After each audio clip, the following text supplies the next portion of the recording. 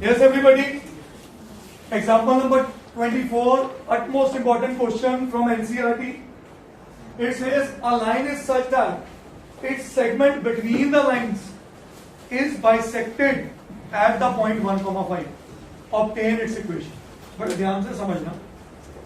कहता है दो कोई लाइंस हमें गिवन है, ठीक है जी, दो कोई भी लाइंस गिवन है, मुझे उनका बिहेवियर नहीं पता कि वो पैरेलल है, इंटरसेक्टिंग है या कोइंसिडेंट है. तो देखने में पता लग रहा है कि भाई ये पैरेलल तो नहीं है, तो मैंने कोई ऐसी भी दो लाइंस बना दी, इसका नाम इक्वेशन दे दी 5x minus Y plus 4 is equal to 0. सही है. और इसको नाम दे दिया 3x plus 4y minus 4 equal to 0. ये कोई भी दो लाइंस है, एक को नाम L1 दे दिया और एक को नाम L2 दे दिया. सही है. मैं फिर रीड करता हूं क्वेश्चन क्या कह रहा है. A line is such that its segment between the lines is bisected at the point. कोई एक लाइन है जिसकी हमें इक्वेशन ढूंढनी है. ये कोई भी लाइन दे दी जिसकी इक्वेशन ढूंढनी है मुझे, ठीक है बेटा. इस लाइन की, ये L लाइन है, इसकी सेगमेंट, लाइन और लाइन सेगमेंट में फर्क क्या है. लाइन इनफाइनाइटली चलती है और सेगमेंट की फिक्स लेंथ होती है. इस सेगमेंट बिटवीन द लाइंस, इन दोनों लाइन के बीच में जो ये सेगमेंट बनी पॉइंट ए और बी इज बाइसेक्टेड एट कहां पे 1, क्या पॉइंट दिया 1,5. Obtain the equation of line L या obtain the equation of A B. क्या पहली बात, ये क्वेश्चन समझ आया सबको? बोलिए.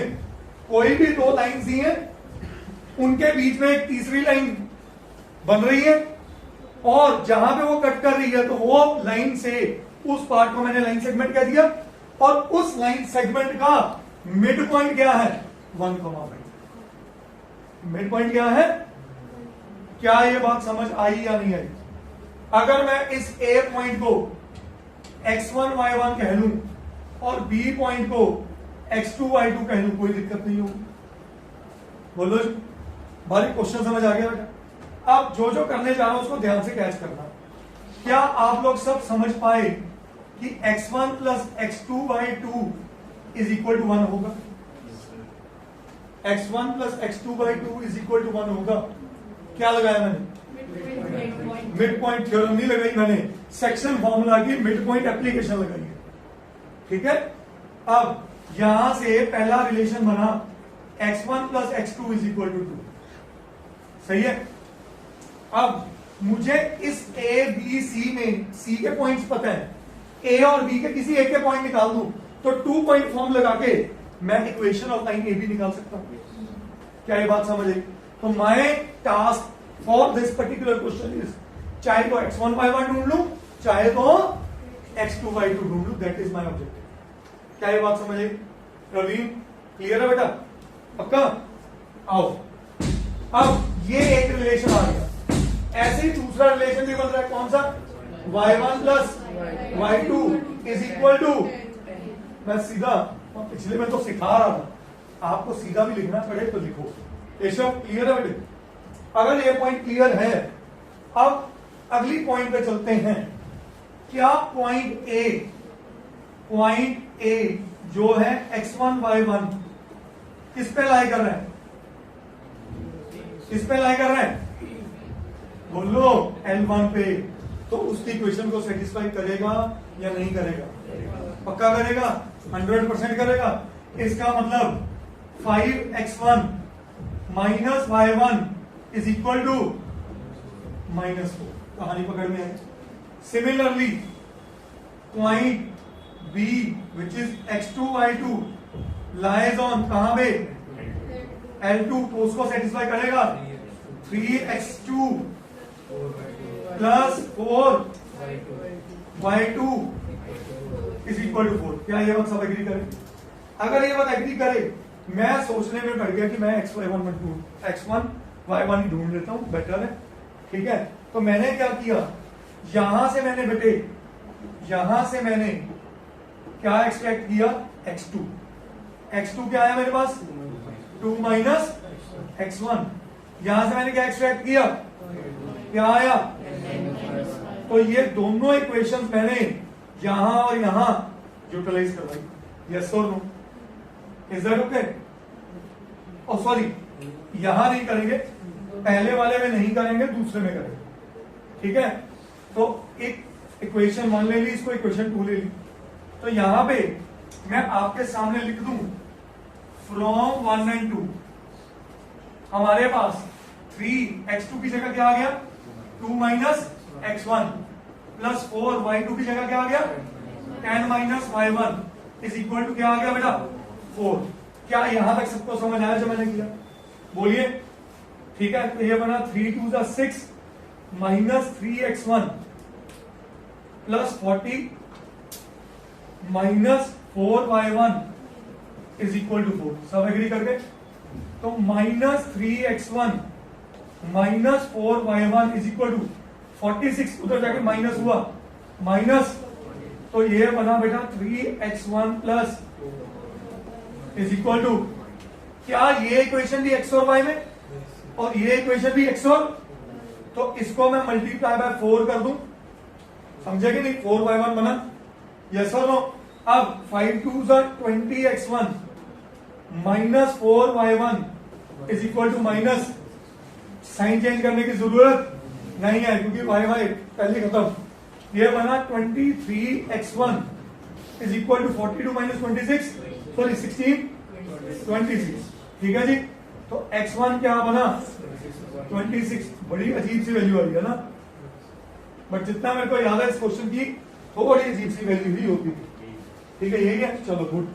अब बढ़ते आगे, अब क्या ढूंढना है, क्या ढूंढना है, y1 किसी एक में पुट कर दे, इसमें पुट करना ही अच्छा लग रहा है, तो 5x1 plus 4 is equal to y1। सब एग्री करते हो, बोलो? x1 की जगह मैंने पुट कर लिया 26 बाय 23, बिल्कुल सही, प्लस 4 इज इक्वल टू, तो 26 5 जा बना 130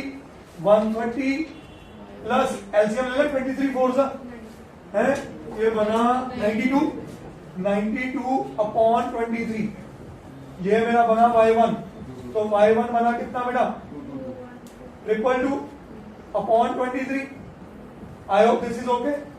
अब देखो ध्यान से समझो, मेरा इस लाइन का ये पॉइंट आ गया, एक आया 26 बाय 23 और दूसरा आया 222 बाय 23।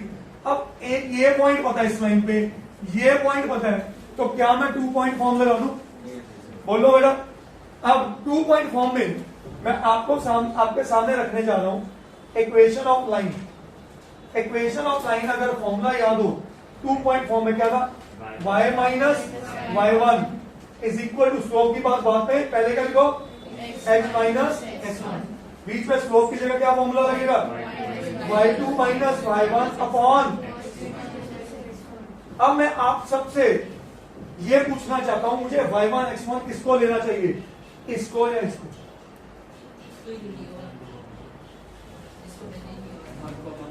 1,5 मेरी कैलकुलेशन आसान करेगा। कहानी पकड़ में आई? तो ये बना y माइनस y1 ले लिया मैंने, किसको, 5 को,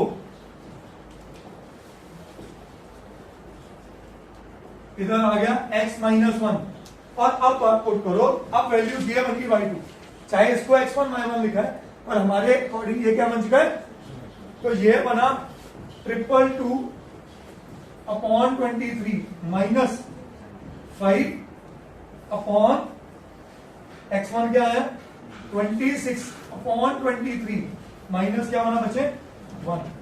क्या ये स्टेप समझ आया सबको? बोलिए बेटा, स्लोप निकाल दी ना हमने, यस। अब मेरे पास इक्वेशन क्या बनती है, y minus 5 is equal to, LCM लेके 23 कटेगा, श्योर, फोन बंद कर दो प्लीज।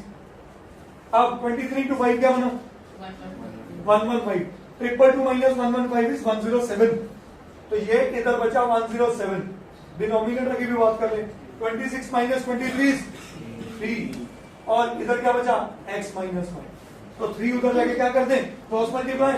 तो 3y minus 15 equals 107x minus, सही है। अब इसको स्टैंडर्ड फॉर्म में ले आए, क्या बना 107x minus vy is equal to, ये इधर प्लस कर दें, minus 15 plus 107 92। So this is, कुछ कॉमन नहीं आ रहा, so this is my answer. Check करना एक बार आंसर। Is that clear? बहुत ही अच्छा क्वेश्चन माना जाता है, और जो अगर आप इसको एनसीईआरटी का सोल्यूशन देखो ना, अपने आप में मौत है। वो क्यों? क्योंकि उसने खुद पूरे का पूरा एक्चुअल कोऑर्डिनेट प्लेन में बनाया हुआ। कई क्वेश्चंस में कोऑर्डिनेट प्लेन हेल्प करता है, बट न्यूमरस क्वेश्चंस में कॉन्सेप्ट ही हेल्प करेंगे instead of coordinate plane. Is that clear? करिए।